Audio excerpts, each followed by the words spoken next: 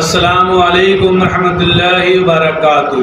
मैं मोहम्मद जावेद, सच की आवाज़ NPS न्यूज़। देखिए आज की ताज़ा बहादुरपुरा ट्रैफिक पुलिस वाले जो है आज जो है जू पार्क के पास 21 चालानात किए, जिसकी रकम 10,000 रुपये है। चालान करे सो और हम जो है बहादुरपुरा जो है जवान से मालूम करे। जवान साहब बोले कि भाई 21 चालान हुए सुबह से और 10,000 रुपये जो है उसके जो है चालानात है। 10,000 रुपये कीमती चालानात मारे आज।